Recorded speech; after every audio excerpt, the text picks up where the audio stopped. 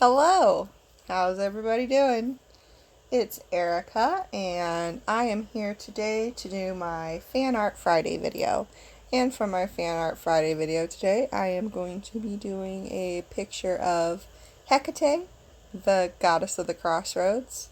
And since it is officially September and it is officially Halloween season, for all those Halloween lovers out here, I went ahead and I had to go to Michael's, and they had a whole bunch of stuff set up for Halloween. So I just took a little bit of video and figured I'd go ahead and throw it into the beginning of this video so you guys could enjoy a little bit of it. And when did Halloween decorations get so expensive? I mean, $140 for some little pumpkins that are rolling around? I don't get it. That just seems ridiculous to me that somebody would pay that much money for those. But there's people out there that'll do it, I guess. And, if you got the money and you want to spend your money on something and it makes you happy, well, I guess go ahead and do it. So I am working on Hecate, goddess of the Crossroads, and I actually did a little bit of a, I guess like what you call the thumbnails? Yeah, thumbnails. We've talked about thumbnails before. So I did those with this one. You can see them in the beginning.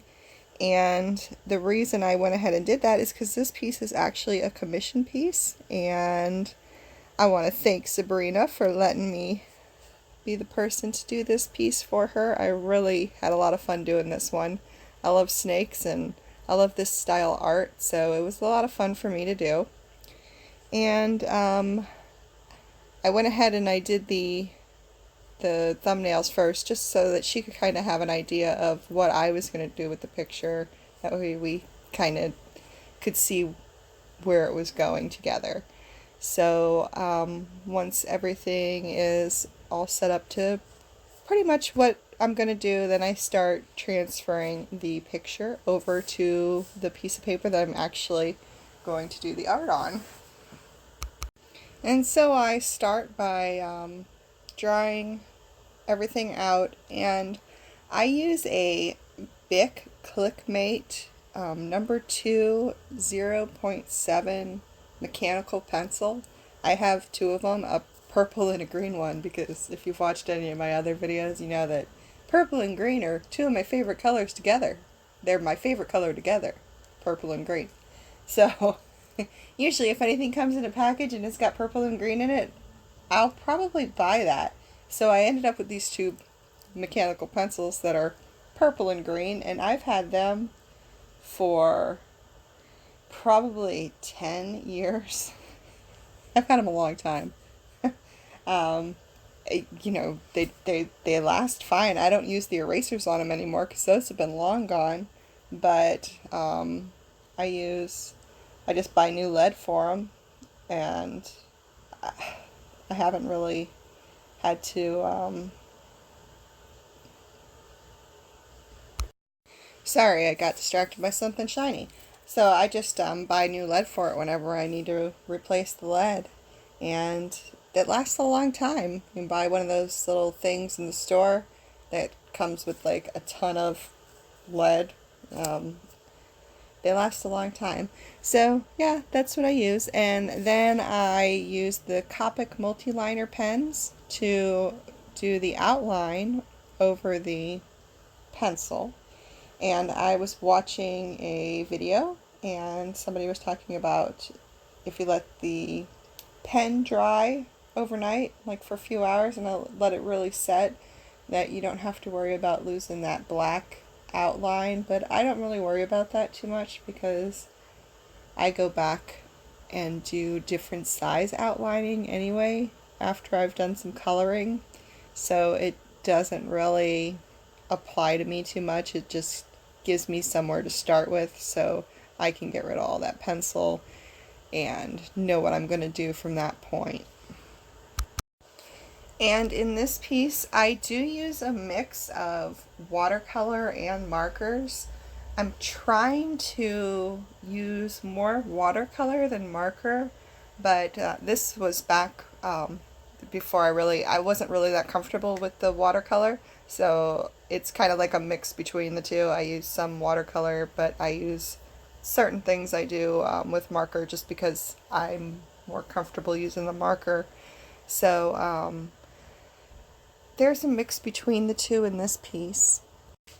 And not that I think that one medium is necessarily better than the other, because I like working with both of them.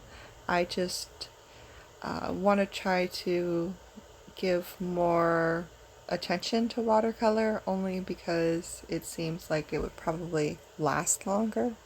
And, you can kind of blend it a little better than the markers sometimes. Sometimes it's hard to blend the markers together, but when you don't really need that really super blending like that, then it doesn't matter. So, both mediums are good. I like them both. But of course, the thing I love using the most is the metallic watercolor, in case you couldn't tell. Most of my stuff, probably all of my stuff has some sort of metallic watercolor in it nowadays. So I did some research on Hekate or Hekate or Hecate. You can actually look in the description part of this video and I'll leave a link on the best video that I could find on how to pronounce her name, if you're really interested. Some people are. I was. Anyway, according to ancient Greek religion and mythology, Hecate is the goddess of witchcraft, magic, the crossroads, ghosts, and necromancy. Her parents are Perses and Asteria. She was actually their only child, and from them she received her power over heaven, earth, and sea. She became Persephone's minister and companion in Hades after she assisted her mother Demeter in her search for Persephone, guiding her through the night with 2 flaming torches. She has 2 animal familiars, a black she-dog and a polecat. And a polecat looks like a weasel or a ferret. If you don't know what one looks like, I had to look it up. I wasn't sure what one looked like. And then when I looked it up, it's like, oh, that kind of makes sense why they would call that a polecat. But it was definitely not what I had pictured in my mind when I heard polecat. And anyway, the dog was the Trojan queen Hekate, who leapt into the sea after the fall of Troy and was transformed by the goddess. And the polecat was either Galantheus, who was transformed by an enraged goddess but adopted by the sympathetic Hecate, or the witch Gale, who was turned as punishment for incontinence. Now, of course, this is just, the most basic information I found on the internet, like the most common, I guess, but there is a ton of information on her, and if you're really curious and want to look her up, that's really just the basics. As much information as I found on her on the web, I could probably easily fill up the rest of this video with just little stories on her, but I don't, know that much about her, so I don't know which ones are the best ones to go by, so I probably won't do that. There were actually quite a few different kind of descriptions on how she looked as well, so yeah, I kind of went with the more common on that. I found some information on her that said that she had lighter colored hair, but more there was more dark colored hair than anything. But so it's hard to say which one you follow or which one which story you like the most. And I know she's not really like a I guess a video game character, but there are people that are fans of her. So I figured I'd use her for my Fan Art Friday video. And for next month's Fan Art Friday video, I will probably be doing Shiva from Final Fantasy, one of the girls that I follow on Instagram who Cinderella cosplay. I'll leave a link to her Instagram if you want to check out her stuff. She does a lot of the cosplay stuff. She's got some pretty cool stuff, and she had said that maybe doing Shiva would be pretty cool because she's got a lot of blue and gold in her. So I am going to agree with that, and I'm going to go ahead and do her for the next Fan Art Friday video. And if there's anybody that you guys would like to see, or if there's, I don't know, maybe not a video game character or something else that you'd like to see done, go ahead and leave a comment down below and I'll check it out, and if it's something I like, maybe I'll do it. And one of the things I really liked doing on this piece was the snakes, and I really like using the markers for doing snakes because you can kind of get a really cool scaly look to it when you use the clear marker. It's the blender. It's called a blender, the Copic blender. So you kind of get this. You can just like put it in little spots, and it gives it that scaly look. So that's one thing. I don't know if I can do that with watercolor, or if that's something that I could, recreate. I'm sure there's probably got to be a trick to doing it with watercolor too. I'll have to maybe check it out. And also the flames in the skull, in the torches, that was something that I hadn't really done before, so I kind of had to work out the flames on like a scratch paper somewhere else, make sure I was doing that right. But I really liked the way the flames turned out with the markers as well, and same with the dress. When I did the color of the dress, I kind of go in with almost like a pink color, and then I go over it with a more of a brownish red, and it gave it that nice deep wine color.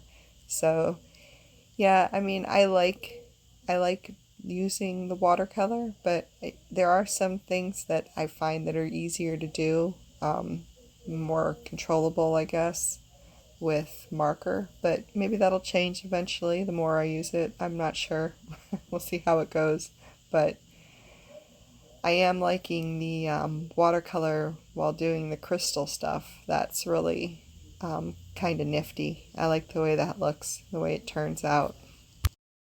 And then I also took a little bit of that gold metallic watercolor and put it on her dress in the spots that were like the reflected spots, like I guess the spots that would be higher, and it just kind of gave a nice almost 3D look to her outfit when I did that. So yeah, using the different things all together it works out pretty well. I like using the different mediums. I don't know if I'll ever really just narrow it down to one kind. What about you guys? What's your favorite medium to use? Watercolor, acrylic, oil, charcoal, pastel. There's so many. Crayon. You just go on and on. I've seen people use bananas and make ink from walnuts. One thing I'd really like to get and try is the glow-in-the-dark ink. I think that would be pretty fun. If you're drawing in the dark. I don't know how it would look when it's not dark. And it'd probably just look like a normal drawing, until you got it back in the dark. Then it'd probably look pretty cool again. And then what's your favorite part of Halloween? I can tell you, my favorite part of Halloween is horror movies. I'm a big horror movie fan, so that's probably my favorite thing when Halloween season comes around. Um, I'm really more of a Christmas season girl. I like all the twinkly, sparkly lights and glittery things, and yeah, I love Christmas decorations. But Halloween's cool too. They do a lot of the, and then like I said, the horror movies. Love watching horror movies. So looks like I'm getting to the end of this video, and I want to thank everybody who stuck around and watched it. And I want to thank you, Sabrina, so much for letting me do this piece. I really did have so much fun doing her. And I want to thank everybody that subscribed to me. I appreciate you all. And until the next video, I hope you all have an amazing day, morning, evening, night, wherever it is, whatever time it is. I hope it's great. All right. I love you guys. Bye.